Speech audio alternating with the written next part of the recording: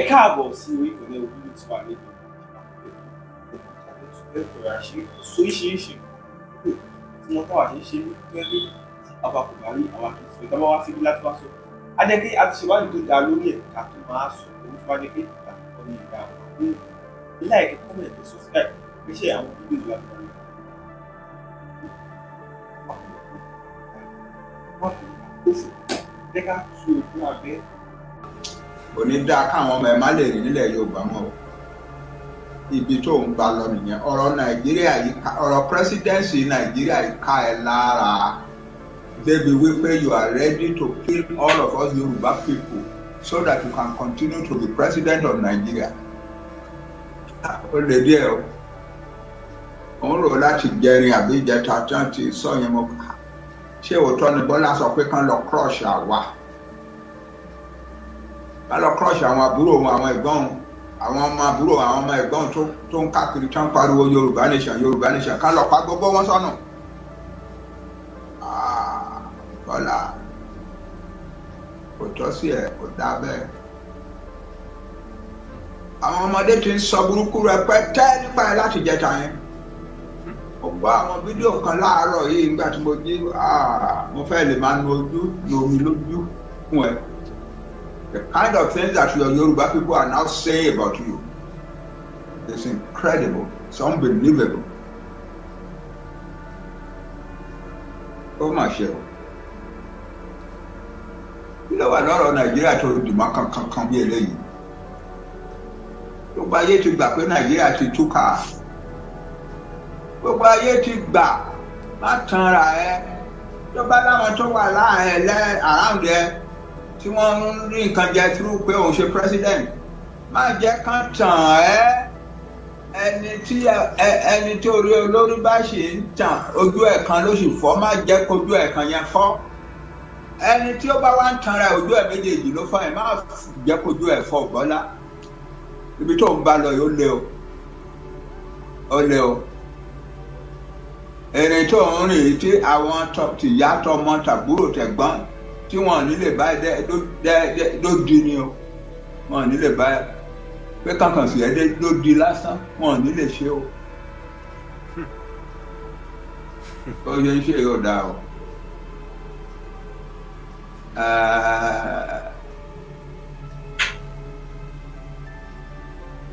Ìyẹn ní nǹkan kíní tí mo fẹ́ sọ nípa kí n kìlọ̀ fún ẹ. Kí ló wà lára Nàìjíríà tó dìmú kankan bí eléyìí? Ìgbà kan wà tó lóò believe ní wá Nàìjíríà pé Nàìjíríà cannot work. Ṣé Nàìjíríà yìí ní ìbá tó wá dìmú kankan? Ṣé ó bẹ́tà ju tijọ́ yẹn ni? Gbogbo ayé mọ̀ pé Nàìjíríà today is worse, a lot worse than the 1990s when you made the statement. Ó mà ṣe o. Díẹ̀ Bọ́lá. Àṣà ọmọ mi kan á ní ó já grade ara ẹ. Ó já grade ara ẹ ò Bọ́lá. Ó já record ara ẹ, ó já grade ẹ ní society, ní the future of your people forever. Nigeria will disintegrate, the Yoruba nation will exist forever. Gbogbo àwọn countries tán ti dàbí ti Nigeria láyé àtijọ́, all the empires broke up, but the nationalities in them exist. The Yoruba nation will exist. Nigeria cannot exist much longer. The Yoruba nation will exist forever. You are destroying your future and the future of your progeny in that future of Nigeria. Ọlá kò dá bẹ́ẹ̀ túrò. Ó ní ìdí láti túrò. Nǹkan kejì tí mo fẹ́ sọ ni pé as president of Nigeria, ṣé o mọ̀ Bọ́lá, ṣé o mọ̀ wípé self-determination according to international law and even Nigerian law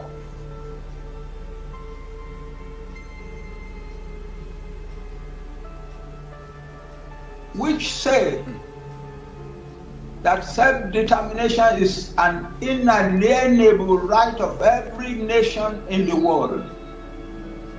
The United Nations Charter, the International Covenant on Economic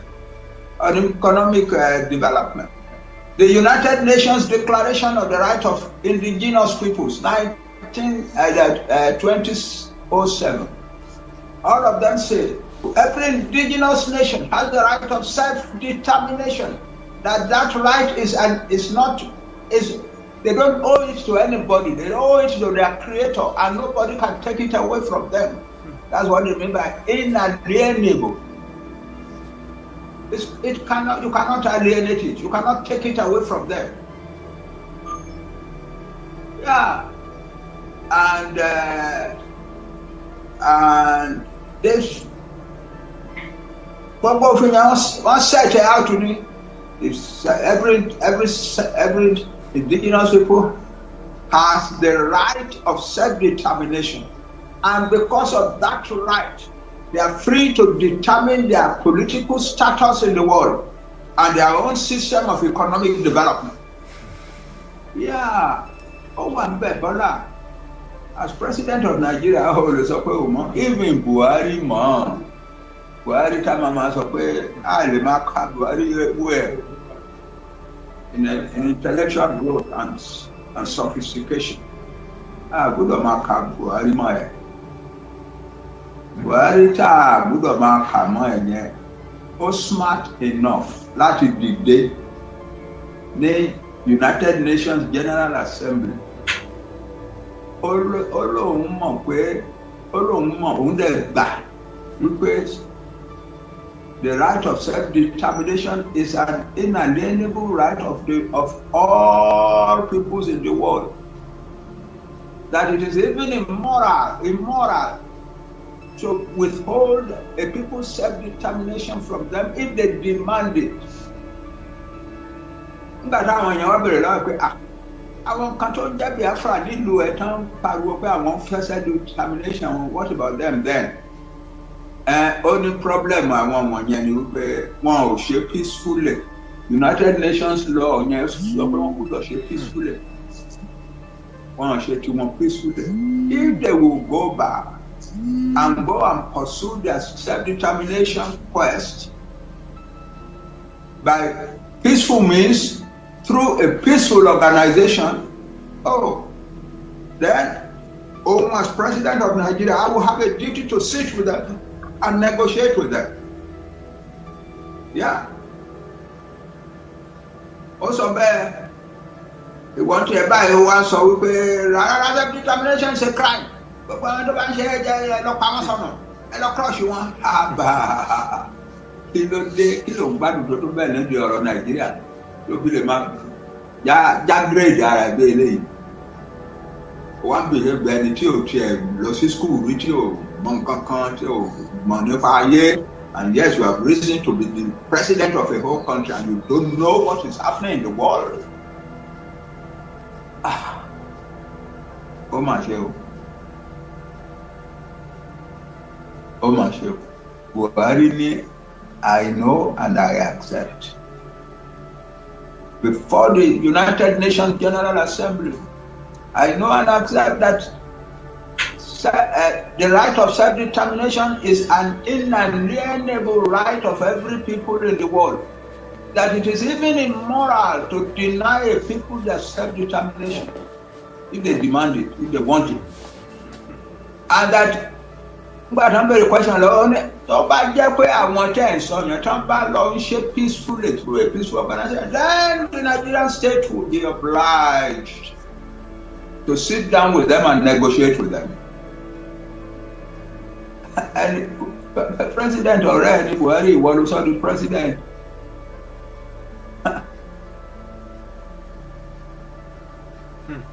Bọ́lá kò bọ́ sí o. Tàbá náà ọmọ Yorùbá kan lè kúrú ìwà tó kù yìí, wá hold ara ẹ̀ out as an ignoramus as far as the affairs of the world are concerned. We are the intellectually sophisticated people of the African continent. And so pé ìkan lára wa tó ń ṣe president wa sọ irú nǹkan tó ń sọ pé kán lọ máa crush àwọn tó fẹ́ ṣe self-determination. Bọ́lá kò dá o. Then the final thing tí mo fẹ́ sọ nípa ẹ̀ ni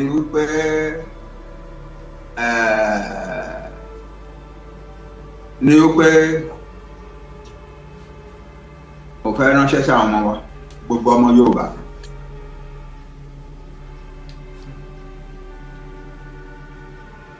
Tí Bọ́lá Tinubu bá insist on doing what he's saying now, then we will have to do what we have to do to protect ourselves. Ẹnìkan kan má bẹ̀rù kankan má jẹ́ kẹ́rù bá àwọn àtọ̀. Peacefully, in a sophisticated and orderly and intellectually sophisticated manner làwọn ṣe làwọn fi struggle to wa. Àwa ò kò ṣe oníjàgídíjàgan o. Gbogbo ayé dẹ̀ mọ̀nyẹn mọ́ wa, wọ́n mọ̀ wá mọ̀nyẹn. So, ọ̀nà tí a jẹ́ tí bá tá a ti fi ń defend ara wa ó wà nílẹ̀ ó wà nílẹ̀. Nígbà tí Buhari ní ká lọ pa Sunday Igboho mọ́lé ní July 2021, Ọlọ́run ṣe wọ́n rí Sunday pa. Ìgbà tó di jọ́ kẹta àbí jọ́ kẹrin àgbé kèsì yẹn lọ sí court. Where the actions of the government agents and the terrorists they brought with them was a crime, as illegal and criminal. Àwa Yorùbá títà tí ń bá àyànjà ó máa clear lójú gbogbo ayé ni. That the actions of the government officials who came to Sunday's house in that night, bringing terrorists with them, that the action was a crime, was unlawful. And the court agreed with us. Ẹgbà táwọn ìjọba òṣìṣẹ́ ìjọba Buhari wa máa dá wọn ní reason táwọn fi lọ ṣe yẹn against Sunday ni pé ó ń wá separation fún Yorùbá nation kúrò Nàìjíríà. Gbàtà adájọ́ dẹ̀ máa rule pé seeking self-determination for a nation in Nigeria is not a crime under the laws of Nigeria. Why? Because Nigeria is one of the makers of the international laws at African law. The African laws say the same thing. There is an African Commission on Human and People's Rights that says that every nation in Africa has a right to self-determination. The right to determine their own status. Táwọn bá fẹ́ gbé country tán wà mọ́ tán máa lọ sọ fún ìjọba wọn pé à ń lọ àfẹ́ ṣe mọ́ àbá nìkan kan jà. Àwa Yorùbá dẹ̀ ti ń sọ yẹn láti ìgbà tá a ti bẹ̀rẹ̀. Àwa ò bá nìkan kan jà o, àwa ò bínú sí ẹnikẹ́ni o. Ibi náà Fúlàní tán wá tán kó mọ̀rànmọ̀ràn wá sínú tán kó ìwà tiwọn wá sílẹ̀ wa tán wá pa àwọn èèyàn wa. Àwa ò bínú sí wọn o. All what is important we will defend our land until we separate from Nigeria. When we separate from Nigeria, the matter is settled. They cannot come to our land anymore. And that's all. Yeah. But apart from defending our land against the people who are coming to kill us, we are not fighting for self-determination in an angry, noisy, irresponsible, violent manner. We are not.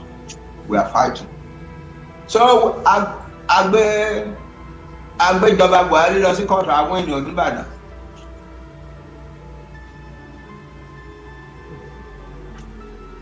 Lẹ́yìn yẹn ni Buhari tún wá announce pé Sunday Igboho is a wanted person and close gbogbo account here, personal account, bank account àti business account here.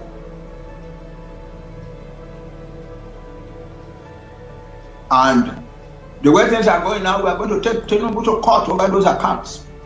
Yeah, we will. And we will win. Because the true legal situation is on our side.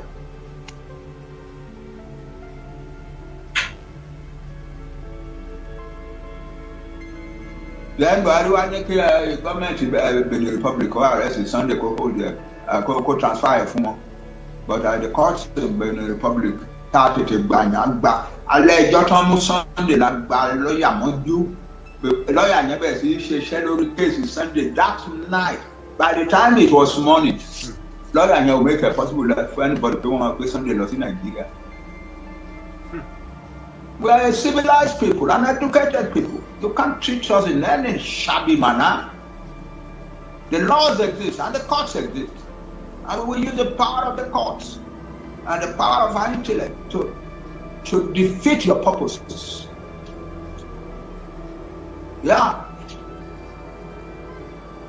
Nígbà kan dàgbà tún gbé Sunday ṣe tún dé mú níbí tún gbé ṣe ní Benin Republic tún dé mọ́lẹ̀ ọdún kan ọdún kejì àwa tún wá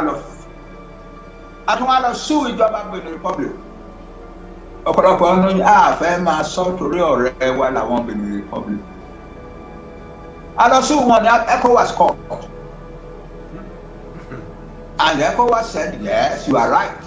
Wọ́n ní right láti fóònù ẹ̀gbọ́n ṣe fóònù ẹ̀ ni. Yeah. We are not a people you can toy with, Bola.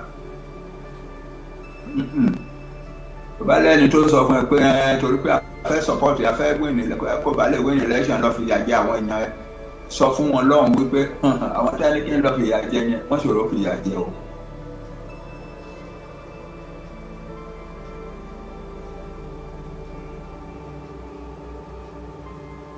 So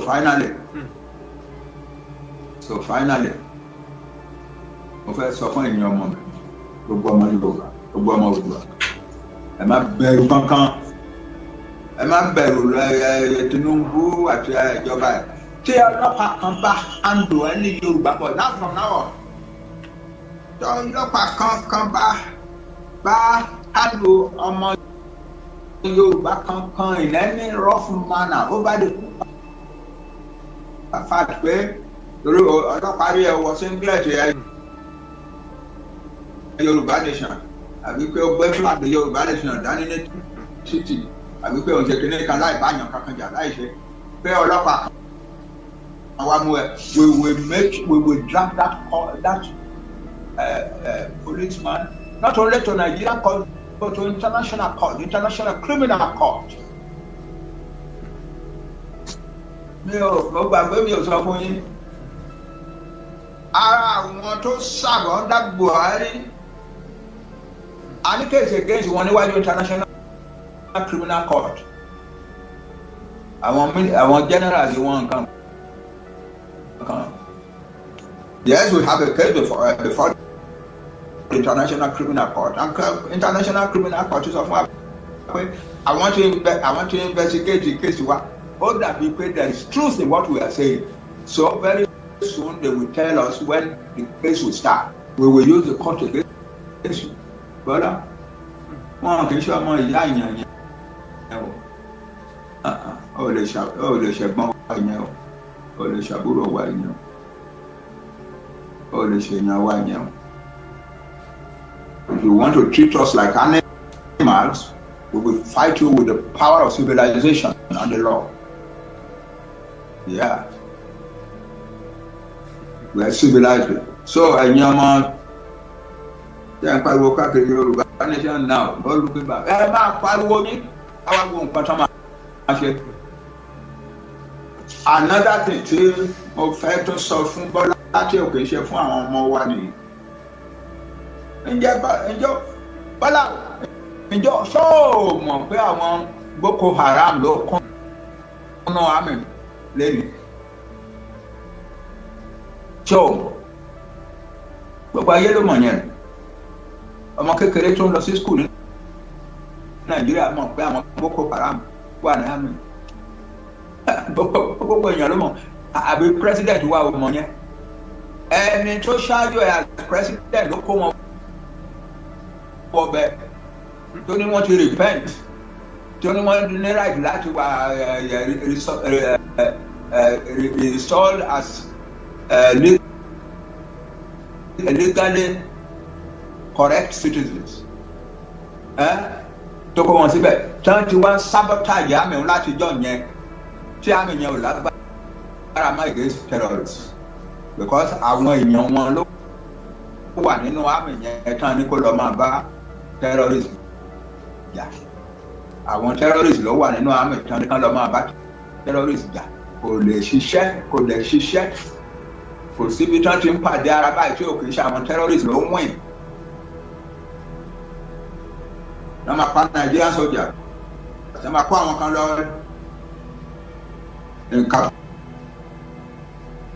captivity wọ́n máa jó Nigerian base wọ́n máa kó gbogbo arms tó wà ní Nigerian base wọ́n máa kó lọ pátápátá tí ò sí kankan tí anybody á ṣe iṣẹ́ base kan ṣoṣo ní ó ṣẹlẹ̀ ní ilẹ̀ Sokoto ó ṣẹlẹ̀ ní Niger State ó ṣẹlẹ̀ ní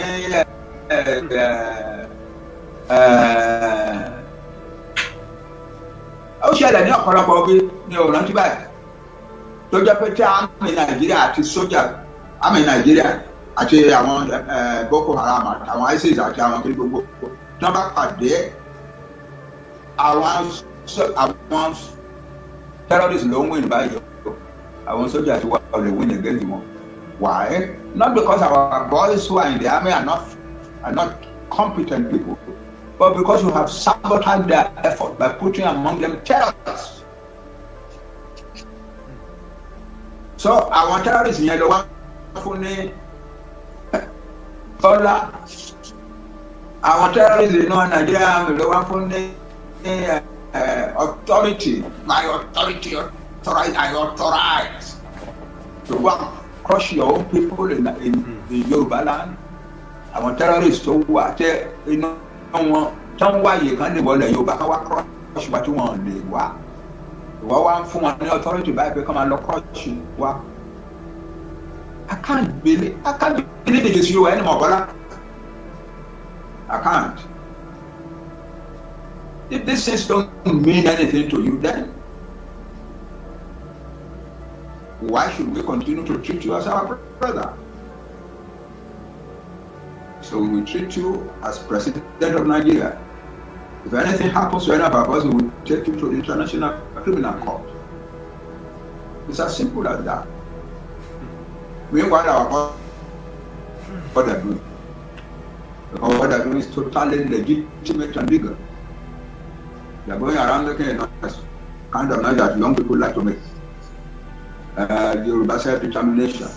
Yoruba nation, no going back. Yoruba nation, now. And so they have the right to say that. They are not stopping anybody and beating anybody. We held rallies in 2021. We held rallies in 5 of our 6 state capitals in the southwest. And they were humongous rallies. Yes, they were humongous. The first of them was just 1.2 million. And when you know about it, the last one was the largest of all, about 3.1 million people. Shut down the whole city of Ekiti for the whole day. Àwọn ọmọ ọba nìkan kan jà ó, wọn lu ẹnìkan kan ó, ọlọ́pàá ò ní ìdí láti caution anybody ó, ẹnìkan kan ó àtàkì ilé onílé àbíká mọ́tò onímọ́tò jẹ́ ó. Everything went smoothly. They were a family of young people seeking their own legal rights in society. That's all. So, my advice to you, brother, is to go and tell the world that that your order does not appeal to people who are seeking their self-determination peacefully. Go and tell the world. You need to, in order to recover some of your image, in order to re-establish yourself among your own people. What you have done now is horrible. You can make it better later. God bless you. No matter what anybody does. Thank you very much. Okay. Ẹ ṣé Daddy, ẹ ṣé adúpẹ́ sà. Àní bàbá kan bàbá ara tó mọ yìí ọmọ wọn ò fi wá ṣeré bàbá ara tó mọ yìí ọmọ wọn kọ́ wa lẹ́kọ̀ọ́ o bàbá wa tó mọ yìí ọmọ bàbá o olúwa dá bàbá sí fún wa bàbá o ọlọ́run dá bàbá sí fún wa dádì ọlọ́run á dá yín sí fún wa aláàní bàbá òpònú àní bàbá ọ̀dẹ̀ àní bàbá tó máa jẹ́ wípé nígbà tó pàwọn ọmọ gan kì í ṣọmọ lọ gbèsè wálé bàbá tó bí wa òun lẹ́gbọ́n yẹn bàbá Yorùbá lẹ́gbọ́n yẹn bàbá ti sọ̀rọ̀ ó dẹ̀ ṣe máa rí nìyẹn bí àwọn brothers and sisters bá ṣe àní wọ́n ní no retreat no surrender òun lọ̀rọ̀ Yorùbá bàbá wa Bọ́lá Ahmed Tinubu bàbá wa ṣì ní àṣì máa gbà tó rẹ̀ jù wá lọ tó wá bí lọ́mọ ẹ̀tọ́ èmi ìbí lọ́mọ ẹ̀ẹ́dẹ̀ rí pé bí dáàdì ṣe ń sọ wọ́n sì ń yá advice yín ni yes á wá da kẹ́ ẹ gbọ́ kó bá máa jẹ́ ìbálẹ́jọ́ aburú fún yín á da kẹ́ ẹ gbọ́ dáadáa question méjì la fẹ́ bi bàbá léèrè lénìí ẹyọ kan la ṣe bi bàbá yẹn ó wá kù kejì bàbá mi èyí tí bàbá fẹ́ sọ nìyẹn tí a fi ní a máa bú wọn wá síbí ìbà ṣùgbọ́n eléyìí ó nípa náà nítorí àwọn kan tó yẹ pé ọ̀rọ̀ òye nítorí àwọn kan tó rò pé bóyá níṣe ni àwọn èèyàn kàn ń ṣe nǹkan ṣá gbogbo àwa tá a tẹ̀lé bàbá wa Bánjí Akíntóyè àti bàbá wa Sunday Igboho kò sí nǹkan tá à ń ṣe tá a kì í jẹ́ kó mọ̀ nítorí pé ẹni tó bá ní bàbá irú bàbá tó sọ̀rọ̀ yìí kò ní ṣe àìdá sí wọn ẹni tó bá dẹ̀ dalẹ̀ wọn ó ti kékeré wọn ní ọ̀dàlẹ̀ balẹ̀ kú ẹni tó bá dalẹ̀ á balẹ̀ lọ. òun mo ṣe fẹ́ béèrè ìbéèrè kejì lọ́wọ́ bàbá dádì ẹgbẹ́ YSDM ọmọ ní umbrella body wa self determination movement ni wọ́n mo dẹ̀ mọ̀ pé bí a ṣe sọ wọn láti déyàn méjì lábẹ́ YSDM wọn lálákòóso Yorùbá nation ibẹ̀ ni bàbá ti jẹ́ chairman èmi máa fẹ́ kí bàbá mi ṣàlàyé kí ní question kò máa fẹ́ ǹjẹ́ tí àwọn ẹgbẹ́ kan bá dìde a ní àwọn ẹgbẹ́ lẹ́gbẹ́lẹ́gbẹ́lẹ́gbẹ́ kí tún ṣàlàyé jẹ́ kí ṣàlàyé síwájú sí bàbá mi a ní àwọn lẹ́gbẹ́lẹ́gbẹ́lẹ́gbẹ́ àwọn ẹgbẹ́ kí lẹ́gbẹ́ bàbá Ìlànà àwọn kọ́kọ́ lẹ́gbẹ́ tí wọ́n kọ́ wà ní Yorùbá yìí kọ́ńtù wà before Ìlànà bọ̀ ìtẹ́ mi mọ̀ nìyẹn àwọn Ìlànà pọ̀ yeye millions bàbá alọ́dẹ̀ ń tẹ̀lé wọn ò dèyẹ lẹ́yìn bàbá ẹgbẹ́ Yorùbá ni bẹ́ẹ̀ la ní àwọn aṣojú ẹgbẹ́ bẹ́ẹ̀ la ní ìfẹ́ lódù bẹ́ẹ̀ la ní mega rally àwa mídíà wa yìí náà àdúró abẹ́ babaláwa Yorùbá World Media abẹ́ babaláwa ìkóso babaláwa bí wọ́n bá ní ká gbẹ́sẹ̀ sí láàrin gbẹ́sẹ̀ sí oríṣi ẹgbẹ́ ló lè ṣe oríṣiríṣi nǹkan tí wọ́n bá lè fẹ́ ṣe nǹkan yìí wọ́n máa dé ọ̀dọ̀ YSDM wọ́n ti ṣe oríṣiríṣi bàbá mi lẹ́nu ọjọ́ mẹ́ta ọ̀wọ́n tí ò yé mo fẹ́ kẹ́ láyé wọn kó má tẹnu mi lóṣù máa jáde mo fẹ́ kẹ́ láyé wọn ǹjẹ́ tí àwọn ẹgbẹ́ kan bá dìde tó bá ní òun fẹ́ ṣe nǹkan irú àwọn ẹgbẹ́ tó lọ sí South Africa níjọ́ sí YNFF àwọn sports people tó bá dìde ǹjẹ́ wọn lẹ́tọ̀ọ́ láti ṣe àwọn kan lọ nígbà kan tí ẹ bá rántí wọ́n gbé lẹ́tà lọ sí ìlú wọn gbọ́ wá sí ìlú òyìnbó wa yìí ẹ̀yin lẹ kọ lẹ́tà yẹn fún wọn lọ́wọ́ àwọn ẹgbẹ́ kan ni YSDM mọ̀ sí ṣé kò lẹ́tọ̀ọ́ kí wọ́n ṣerú nǹkan bẹ́ẹ̀ yẹn àbí wọ́n ti àmì ìfẹ́ sọ́ lóyìnbó ṣé wọ́n ti ṣẹ̀ sófin bí wọ́n bá ṣe bẹ́ẹ̀ bàbá mi ẹ bá mi gbóhùn sókè ẹ bá mi ṣàlàyé nǹkan tí YSDM dúró fún ẹ bá mi ṣàlàyé nǹkan tí àwọn ẹgbẹ́ tó wà lábẹ́ dúró fún kó lè yé ọmọ Yorùbá ẹ ṣé bàbá mi.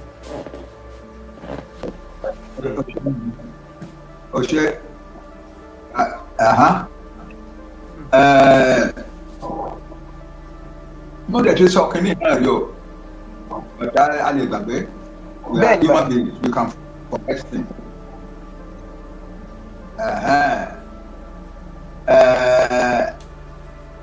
Àwa Yorùbá ní àṣà kan tí nǹkan bá ṣẹlẹ̀ nílùú tó rú wa lójú àbí tó múnú wa dùn kó tó mọ̀ nísìnyí ẹgbẹ́ méjì mẹ́ta márùn mẹ́fà ti dìde nílùú yẹn over that thing that's our culture àwa Yorùbá nìyẹn. Nígbà tá a bẹ̀rẹ̀ self determination ẹgbẹ́ bẹ̀rẹ̀ sí dìde ó pọ̀ ó rò pé a ti du 200 báyìí bí a ṣe sọ̀rọ̀ lẹ́yìn. But ó wá dàbí pé èèyàn fẹ́ da àkànlú mọ́ wa lọ́wọ́. The same thing náà là ń wá o. Freedom Yorùbá nation náà là ń wá o. Self determination Yorùbá náà ni everybody ń wá o. Ṣùgbọ́n ó wá dàbí pé ẹgbẹ́ kan lọ́rẹ́rẹ́ èèyàn fẹ́ da àkànlú mọ́ wa lọ́wọ́. Torí àwọn kan máa bára wọn jà, wọ́n máa búra wọn, wọ́n máa ṣe. So ní àwọn ọmọ kan, wọ́n ní àwọn gbàdúrà lọ́nà sọ ọmọ pé kan lọ ṣe.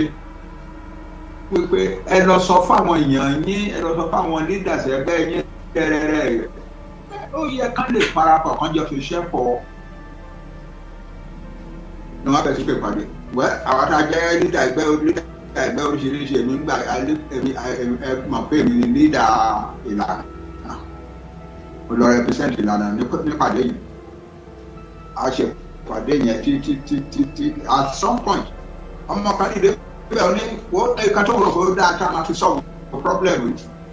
Ní pé àgbègbè ẹgbẹ́rẹ́ ká ní ká dá ẹgbẹ́ kan sílẹ̀ tó máa jẹ́ Yorùbá náà. Ìyẹn kọ́ sí ẹnìkan kan gbúdọ̀ sọ lóyún lọ́dọ̀ àwa Yorùbá o. Pé ká ló lọ fa ẹgbẹ́ rẹ̀.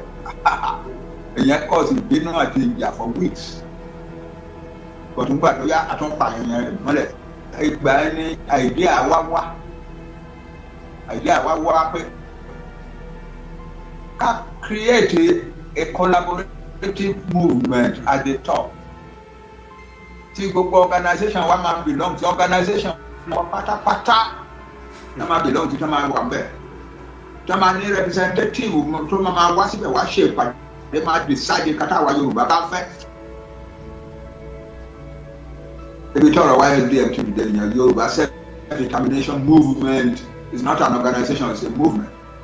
The organizations, every one of the organizations still exists. Àfẹ́lẹ́ tó bá kàn fún láwàrá kì í ṣe pé YSDM ò ní sọ pé ẹ lọ pa ẹgbẹ́ ẹ̀yìn kankan rẹ o láìláì. Each ẹgbẹ́ ló ní right láti máa lead, láti máa ṣe gbogbo nǹkan tó ń ti ń ṣe, gbogbo nǹkan tó bá wù wọ́n ṣe to contribute to this struggle. Náà dẹ̀ ní right láti raise funds láti ṣe nǹkan tó bá fẹ́ ṣe nǹkan tá a kọ sílẹ̀ sínú ìwé YSDM nìyẹn. Nǹkan tá a kọ nìyẹn sínú ìwé YSDM. Every organization shall respect every other organization and shall not say any rude or filthy things about any other organization. 2. Every organization shall come into a general body, and that's it, it's a movement, it's not an organization. You go what Mama Party. That's what my people are.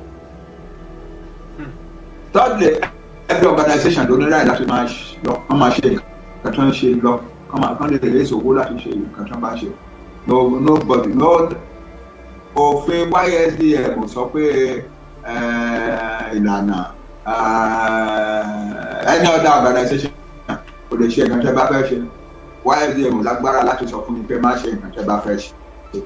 A máa pàdé ní YSDM láti kó gbogbo ẹ̀kọ́, kó gbogbo ìmọ̀ràn wa pọ̀, gbogbo ẹ̀kọ́ tó Ọlọ́run bá fún wa, gbogbo agbára tó Ọlọ́run bá fún wa, a lè kó pọ̀ láti já ìjọ débi rẹ̀. Nǹkan tó YSDM ẹ̀ dín sí mi.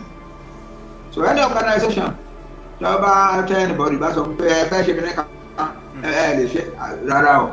Kì í ṣe mẹ́sẹ̀gì Yorùbá nation ló ń deliver yẹn o, mẹ́sẹ̀gì yàrá ẹ̀ ní. Message in Yoruba Nation at YSDM is that every organization has a right to exist and to do what they want to do for the promotion of Yoruba's self-determination. And every organization has a right to raise funds for its own activities. Period. And you will pay and contribute to get why they contribute your talk. But now, I can't tell you the rest of it. That is it. So that is the situation. No, and I don't think we have ever arrived at a smarter decision. I'm a organization, I'm a book, I'm a shipping somebody. Láti ìgbà tá a dẹ̀ ti dá YSDM sílẹ̀ báyìí, àgbọ̀kẹ́ organization kan bú anybody. Because YSDM wà bẹ́ẹ̀ tẹ́ bá ń búra yín àwọn tẹ́ sẹ́ǹdì representative yín sí YSDM wọ́n á pè yín sí pàdé kí ló dé má búra yín nǹkan náà là wà. So we are very fortunate to have created YSDM. It's a perfect arrangement for our kind of situation. That's all. Ẹ ṣé o. Ẹ ṣé dádì, ẹ ṣé mo dúpẹ́, ó dá mi lójú pé wọ́n ti yànnàná ẹ̀ dáadáa fún wa. Bí ẹ ṣe ń wọlé ẹ̀yin èèyàn wa, ẹ jọ̀ọ́ nítorí Ọlọ́run, ẹ máa bá wa share ètò, ẹ bá wa like, ẹ bá subscribe to the channel wa. Torí pé ọmọ question méjì tàbí lọ bàbá, ó wà very important nínú ìrìn àjò yìí. Ẹ jọ̀ọ́, a fẹ́ kí gbogbo ọmọ Yorùbá kí wọ́n gbọ́, especially tí alákọ̀ọ́kọ́ yẹn, tẹ̀tẹ̀lẹ̀ kejì is not very important. Gbogbo ẹ̀yin ẹgbẹ́ mi tí ẹ wà nílé, tí ẹ bá ní ìbéèrè láti béèrè lọ́wọ́ bàbá, bóyá ẹni méjì àbí mẹ́ta, ẹ jọ̀ọ́ ẹ nawọ́ sókè kẹ́ lè béèrè ìbéèrè kí bàbá tó kúrò níbí. Nǹkan tí ò bá yé yín, tí ẹ fẹ́ béèrè lọ́wọ́ bàbá, ẹ béèrè báyìí. Tó bá jẹ́ nǹkan tí ẹ fẹ́ kí àwọn èèyàn gbọ́ kó lè fi ṣẹ̀kọ́. Ṣùgbọ́n nǹkan tí ẹ bá mọ̀ yìí pé bóyá bíi strategic plan àbí nǹkan kan tí ẹ fẹ́ béèrè lọ́wọ́ bàbá, gbogbo wa náà la mọ̀ nọ́mbà bàbá, wọ́n dẹ̀ máa gbé nọ́mbà. Àmọ́ bí tó wà, kì í ṣe àwọn kò wọn mọ̀ bí sílá nílà wọn wà, àwọn ibi tí bàbá wà, bàbá pè wọ́n lọ́gànjọ́ òru, bàbá máa gbé fóònù. Ẹ nawọ́ sókè tí ẹ bá ní question tẹ́ fẹ́ béèrè lọ́wọ́ bàbá. Ṣé ẹ ní question tẹ́ fẹ́ béèrè lọ́wọ́ bàbá nínú ilé? Tí ẹ bá wá ní question tẹ́ fẹ́ béèrè lọ́wọ́ bàbá, mi ò rọ́wọ́ lókè báyìí. Bàbá mi ò gúrí bidó, ẹ bá mi kí dádì. Tẹ́ bá wà níbẹ̀ gbóhùn sókè kí ẹ bá mi kí dádì, kí ẹ bá mi dúpẹ́ lọ́wọ́ wọn. Bàbá Ògún tó rí bidó sí, bàbá Ògún rí bidó ṣe wà bẹ́ẹ̀.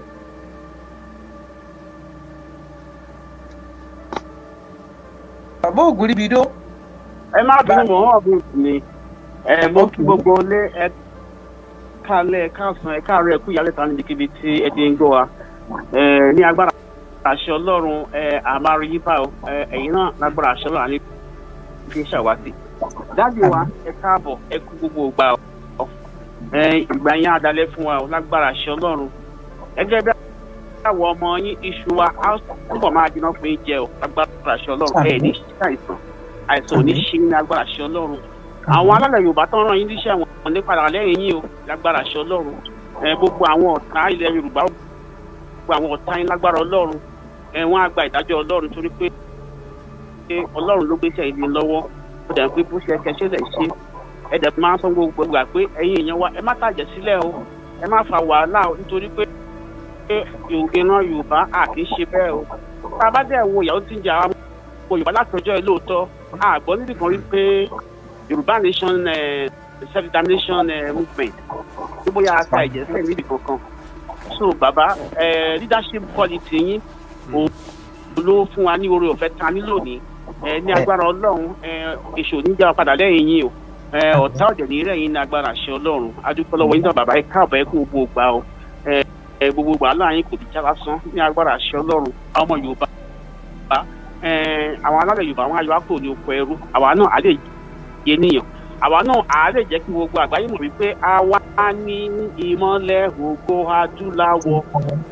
Ọlọ́run lójúmọ́ rẹ̀ kó la àwọn èèyàn wa lójú kó lè yé wọn wípé oko ẹrú ta wà lọ́dọ̀ dẹ̀ ni a gbọ́dọ̀ jáde, a ní agbára àṣẹ Ọlọ́run, a máa jáde torí pé oore ọ̀fẹ́ Ọlọ́run àti ọ̀rọ̀ Ọlọ́run ni ó dẹ̀ máa ṣe bẹ́ẹ̀. Ẹ káàbọ̀ dáadé, a máa rí yín bá sà.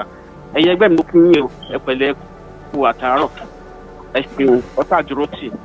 Ẹ ṣeun gan, bàbá wa ìyá kan wà ń bẹ̀, màmá wa Ọ̀yáwọlá, màmá wa Ọ̀yáwọlá, ẹ tún bá wa kí bàbá, kí chairman wa kó wá gbà á, kó bá wa dúpẹ́ lọ́wọ́ bàbá pé ẹ ṣe kí wọ́n lọ gan-an sí. Àjíà, ẹ kú ètò látàárọ̀.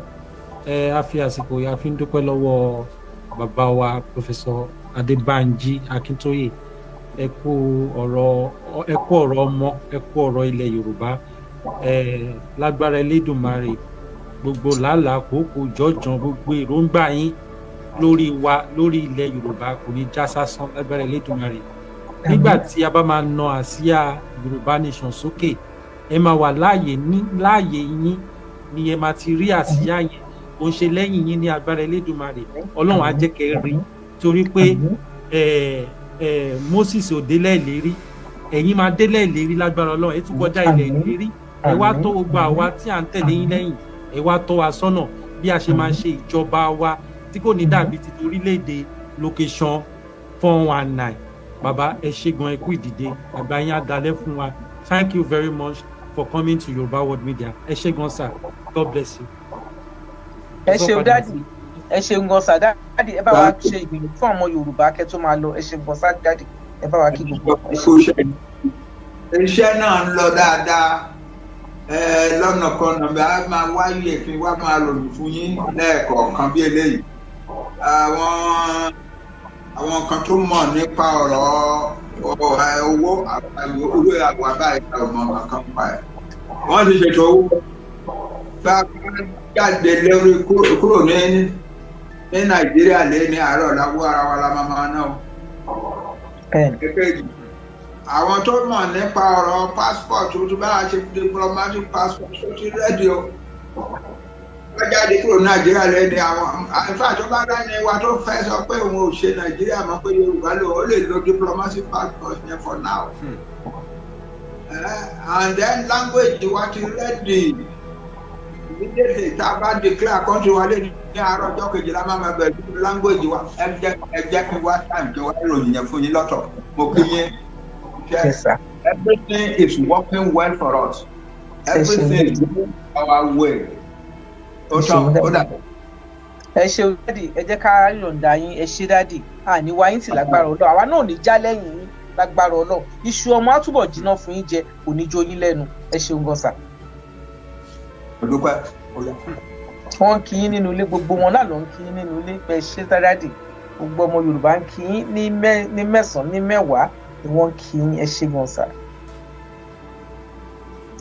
Báyìí tí ẹ bá gbọ́ nǹkan tí bàbá sọ lẹ́ẹ̀kan, ẹ̀ẹ́dẹ́gbẹ̀wá tí ẹ bá rántí tí wọ́n launch about a year ago, ẹni tí ò bá tí ì ṣe tiẹ̀, tí ò bá tí ì subscribe sí ẹ̀ẹ́dẹ́gbẹ̀wá gbogbo ibi tí ẹ bá wà, àwọn tá a wà ní London, ẹ̀ẹ́dẹ́gbẹ̀wá pọ́n mẹ́wàá yẹn à ń san déédéé. Èmi yìí ń sọ o, alálẹ̀ dẹ̀ ń gbọ́, torí wọ́n ní ẹni tó bá máa dáṣọ fúnyàn wò tọrùn ẹ̀ la máa kọ́kọ́ wò.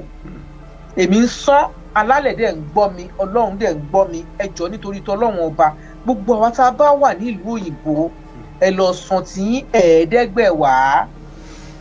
Ẹ̀yin tí ẹ bá wà l'Amẹ́ríkà, ẹ̀ẹ́dẹ́gbẹ̀wá kò ju owó tẹ́ fi ń ṣe chicken and chips lọ lójúmọ́. Nígbà míì gan ní ìsìn kò ká mọ́ ẹ̀ẹ́dẹ́gbẹ̀wá mẹ́wàá $10 yẹn kò ká chicken and chips mọ́. Ẹ̀yin tí ẹ wà ní Nàìjíríà, ẹ̀ẹ́dẹ́gbẹ̀wá. Tẹ́ ẹ bá lè ṣe 10,000, ẹ ṣe 1,000, ó ṣàjẹ́ mẹ́wàá. Ẹ̀yin tí ẹ wà nílẹ̀ Yorùbá, ẹ má sọ wípé torí pé ó kéré ní mo ní í ṣàhún. Tẹ́ ẹ bá dá 1,000, tá a bá rẹ̀ tó dá 1,000, 1 million. 1 million naira ti pé nìyẹn. 1,000. Ó pè ká tá a bá dúró dà wá tá a wà níbi tá a láàdá tẹ́ tó wá pé yàn pé bá jẹ́ yàn bíi 100 ló dá 10. Ẹ mọ̀ wípé ẹ fẹ́ bí tiwọn. Torí bẹ́ẹ̀ ẹ jọ̀ọ́. Ẹlẹ́rù ló ń gbé níbi tó wúwo.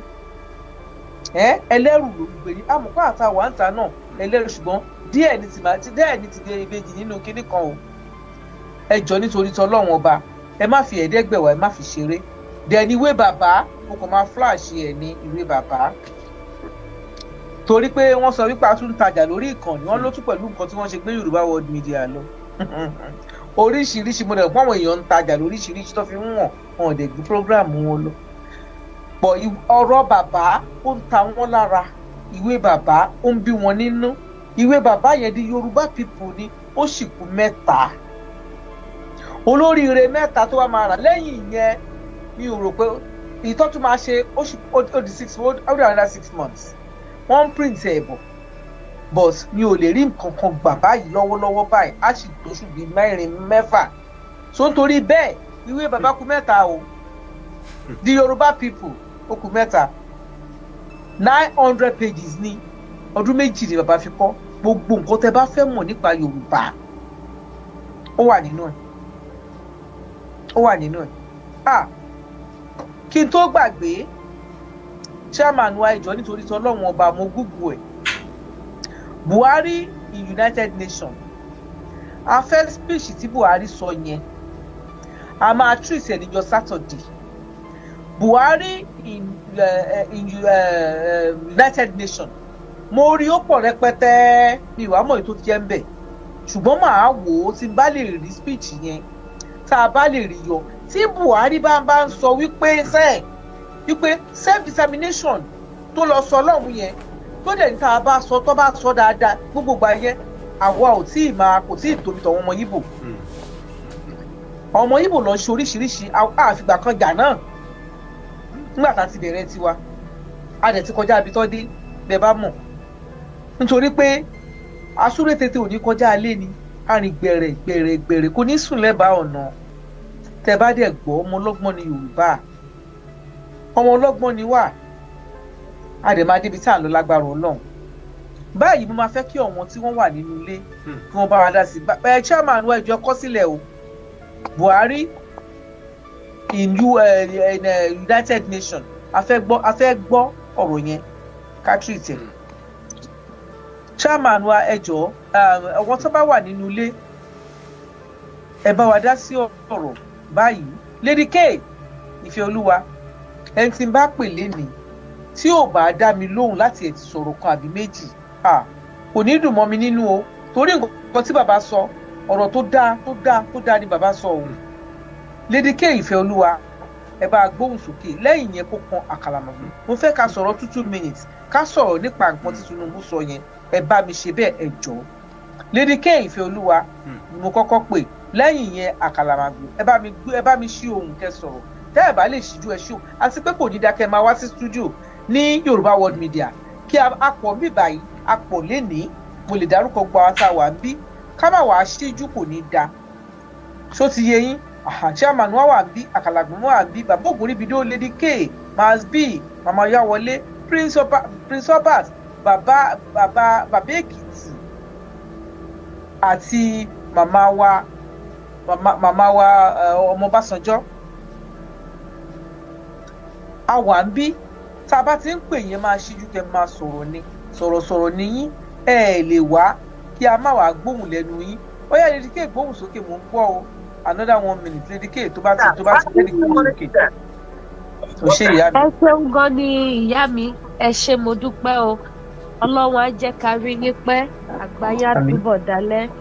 Àmín. Lákọ̀ọ́kọ́ mo kí bàbá mi Professor Banji Akintoye wọ́n ṣe wọ́n kú àdúrótì wọ́n kú ìfẹ́ ìran Yorùbá Ọlọ́run ọlọ́jọ́ ènìyàn á sì jẹ́ ká rí wọn pẹ́ gbogbo bí wọ́n ṣe ń gbìyànjú pé kí ìran Yorùbá bọ́ ní oko ẹrú ní agbára Ọlọ́run ní ṣàṣe tí wọ́n ní kú sọ́nà bí èéfín àṣeyọrí ló máa ṣe ẹ ṣeun gan ni bàbá mi mo dúpẹ́ púpọ̀ lọ́wọ́ yín mo wá fi àsìkò yìí mo fi kí gbogbo àwọn tó ń wò wá ní gbogbo ibi tó bá ti ń wò wá gbogbo àwọn ọmọ Yorùbá tí wọ́n dúró tán tí wọn ò jẹ́ kó sú wọn tí wọn ò jẹ́ kó rẹ̀ wọ́n tí wọ́n ní ìgbàgbọ́ nínú ìrìn àjò Yorùbá nation wípé ìran Yorùbá máa bọ́ lóko ẹrú mo kí gbogbo yín náà níbi tí ẹ ti wò wá pé ẹ ṣeun ẹ kú ìfọmọ ènìyàn ṣe nígbà tí ilẹ̀ Yorùbá bá wá dúró wọn nífẹ̀ẹ́nikẹ́ni ṣe àwátì nínú wa mi ò ní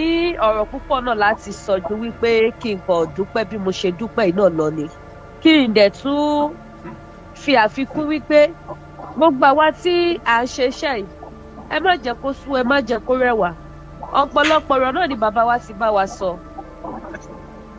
tí mo sì nígbàgbọ́ wípé gbogbo wa náà la máa rí kókó dìmú nínú nǹkan tí bàbá bá wa sọ ẹ wá jọ gbogbo ohun tó bá wá yẹ káwa náà ṣe láti fi sọpọ́ọ̀tì ìrìn àjò yìí ẹ jẹ́ kí gbogbo wa ká pawọ́pọ̀ ká jọ ṣe nítorí àjòjì ọwọ́ kan ni wọ́n ní kò gbẹ́rù dórí. Ẹ jẹ́ ká jọ pawọ́pọ̀ ká jọ ṣe, Ọlọ́run á dẹ̀ mú wa dé ilẹ̀ lérí náà ní ayọ̀ àti àlàáfíà ní àṣẹ Ìdùmarè. Ẹ ṣeun gan, mo dánu dúró. ẹ ṣe Lady K ìfẹ́ olúwa, ojú òní tì yín lágbára Ọlọ́run, ẹ kúkú máa rí ṣe lágbára Ọlọ́run, àkérò kò délé àtọ́jú owó àkìrí báyìí lájọ máa kó dé lágbára Ọlọ́run, àní kú sọ́nà bí èéfín. Ó yá, ẹ bá mi gbóhùn sókè, ẹ bá mi gbóhùn sókè Àkàlàmàgbò, ẹ bá wà ń bẹ ẹ gbóhùn sókè o, Àkàlàmàgbò ẹ gbóhùn sókè. Lẹ́yìn yẹn bàbá Èkìtì, Àkàlàmàgbò ẹ gbóhùn sókè o. Ẹ ṣeun, mo kí gbogbo wa pápátá o, a kú iṣẹ́ ìlú. Lákọ̀ọ́kọ́ mo kí bàbá wa Pòfẹ́sọ̀ Bánjí Akíntóyè, mo kí yín tọ̀wọ̀tọ̀wọ̀, mo fi tọ̀wọ̀tọ̀wọ̀ dá orúkọ yín bàbá. Ẹ fọwọ́ parẹ́, ẹ fọ ìjóbi, ní múná lọ lójijì o, lágbára Ọlọ́run. Ẹni ẹlẹ́ni ò dẹ̀ nígbà ṣe ń ṣe, mo dẹ̀ kí bàbá wa olóyè Májàsọ́lá Ìgbòho náà, Ọlọ́run á dúró tì yín o ní agbára Ọlọ́run, àti gbogbo àwọn tí wọ́n ń darí wa. Ọgbọ́n ìmọ̀ àti òye tí ẹ fi ń tukọ̀ ìrìn àjò yìí, Ọlọ́run Elédùmarè kò ní parẹ́ mọ́ yín lórí lágbára Ọlọ́run. Gbogbo àwọn gbogbo àwọn ọmọ Yorùbá pápátá náà tó ń gbọ́ wa tó ń wò wá pápátá mo kí gbogbo wa náà láti gbọ́ àwọn ọ̀rọ̀ tí bàbá bá wa sọ. Bàbá náà là ń tẹ̀lé, àwọn ni ẹni tí àwa nígbàgbọ́ sí lórí tí à ń tẹ̀lé. Ohunkóhun tí wọ́n bá ti bá wa sọ, òun náà làwa là ń ṣiṣẹ́ lé lórí. So fún ìdí èyí, ẹ jẹ́ ká dúró tán, ẹ má jẹ́ ká nírẹ̀wẹ̀sì. Ó kọ̀ rí bó ṣe rí báyìí, bí ìrìn àjò ìjàgbara bó ṣe máa rí náà nù. Oríṣiríṣi àwọn kan lá máa yọjú, ṣùgbọ́n ẹ má jẹ́ ká nírẹ̀wẹ̀sì. Oríṣiríṣi ọ̀rọ̀ náà làwọn èèyàn mú ìdẹ̀mọ̀, àwọn ọ̀tá ilẹ̀ Yorùbá, ẹ máa gbọ́ àwọn ọ̀rọ̀ tí wọ́n máa sọ. Gbogbo àná láàárín kan tó ń ṣẹlẹ̀ sí i, ẹ rí i pé Akèrègbè ó ti júwe ibi tó a ti fòkùn sí ìlọrùn. Ẹ rí gbogbo rédèrèdè tí wọ́n ń ṣe ń sìn, wọ́n ṣe ń kóra wọn jọ. Ọlọ́run Elédùmarè á gbà wá lọ́wọ́ wọn. Àmín. Bẹ́ẹ̀ni, mo fẹ́ ká nígbàgbọ́ lé gbogbo àwọn ọkọ̀ bídè yìí lórí. À á bọ́ lóko ẹrú ní agbára Ọlọ́run. À á bọ̀ ń bẹ̀. Ẹ jẹ́ ká kọ̀ntínú ká máa ṣe gbogbo nǹkan tá à ń ṣe. Ẹ jẹ́ ká kọ̀ntínú. Ẹ jẹ́ kí n sì dá ẹnu dúró náà. Ṣé bàbá mi Àkàlàmàgbò kò ní tán bẹ̀ lágbára Ọlọ́run, ohun yẹn ò jẹ̀ ní, ohun yẹn á máa dùn sí ni. Bàbá mi Baálé Èkìtì, ẹ bá mi gbóhùn sókè o, Baálé Èkìtì. Ẹ ṣé ìyá mi, mo kí bàbá mi o, á dára fún yín, á rí yín pẹ́. Àmín. Ọlọ́run á máa bá mi tú mi ara yín, àtẹ̀jẹ̀ ara yín á máa bá mi túṣe, á máa sọ́dọ̀ tún láṣẹ Olódùmarè. Àmín. Ẹ kó adélé ìlérí, ẹ jèrè ilẹ̀ náà. Ẹnì kankan nínú wa ò ní sọnù mọ́ yín lọ́wọ́, ẹ̀yin náà ò ní sọnù mọ́ wa lọ́wọ́. Àmín. Mo kí olóyè Chief Sunday ọmọ Adéyẹmí kò ṣàkàkà kí Olódùmarè. Adégbáyì gbogbo ilẹ̀ Yorùbá. Nǹkan tẹ́mi kan máa sọ fún gbogbo àwa ọmọ Yorùbá ni wípé tí a bá ti débi tá à ń lọ, àìdúró lójú ọ̀nà. Bẹ́ẹ̀ni. Iṣẹ́ sì wà lọ́wọ́ wa láti ṣe. Ohun tó ń ṣẹlẹ̀ yìí ó fi hàn pé lóòótọ́ lódodo àti ìgbà orílẹ̀-èdè wa a ṣẹ̀ ń múra sí ni.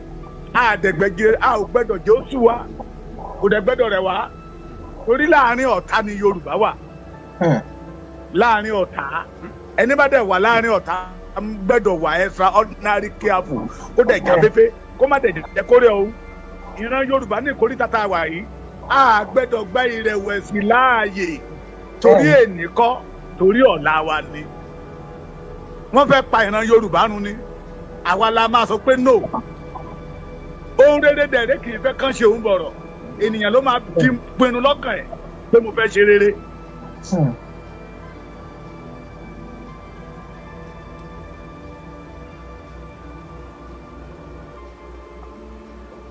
Bàbá Èkìtì ó dàbí pé kí ló ṣe ń pè ti gbé wọn lọ, ó ti gbé wọn lọ. Location 419 Ọlọ́run kó ṣàánú wa ni. Màmá wa Ọyáwọlá, ṣé ààyè ti wà fún wa àyè ti wà fún yín láti bá wa sọ gbólóhùn ọ̀rọ̀ kẹ kí bàbá kẹdẹ bọ́ ọmọ Yorùbá sọ̀rọ̀ kẹ kí wọ́n láyà pé kọ́ ní ìṣòro ńlẹ̀ kò sí nǹkan kan kò séwu. bàbá wa Princess Albert ẹ bá gbóhùn sókè tá a bá gbóhùn màmá wa Ọ̀yáwọlá. bàbá wa Princess Albert Olúṣọlá àyẹ̀fẹ́ Elédùmarè. ẹ̀sọ́ bá ti mú prince lèmi jẹ́ owó ní fáàrí. ọmọ ọba ni èmi prince ni èmi èṣe princess. mo sọ mo ní Prince Albert prince ni mo wí mi ní princess yàrá Prince Albert ni mo ó yẹ bá a gbọ́. kálàfíà lẹ́wà mo kí gbogbo lé o ẹ̀yin ẹlẹgbẹ́ mi kí yín o àkókalẹ̀ àkókò lè dá o ìmọ̀ràn ọba aláyọ̀ á tù wá lẹ́yìn o níta dáwọ́lé ayọ̀ sí rere ayọ̀ sí dáradára o àárẹ̀rìn ayọ̀ nípẹ̀kun ẹ̀ o àmì àṣẹ. kí n tó máa kí yín mo kí bàbá àwọn bàbá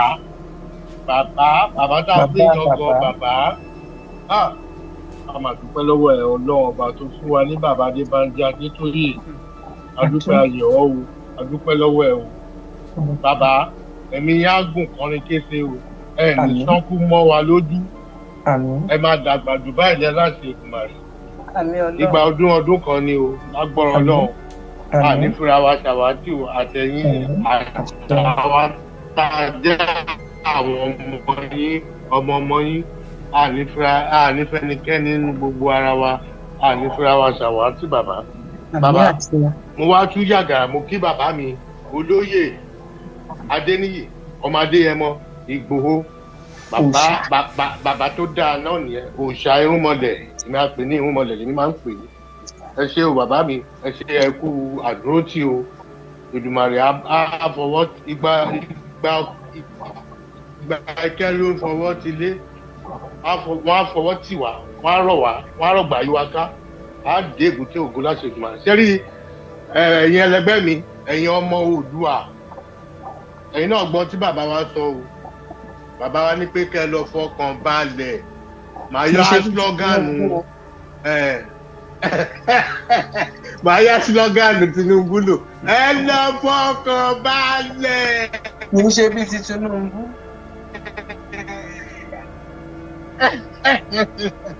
yóò ẹ lọ fọkàn balẹ̀ o ẹ ti gbọ́ Ọlọ́run wà lẹ́yìn wa a ní ṣubú dànù. nǹkan kan tẹ̀mí ó dùn mí tí gbà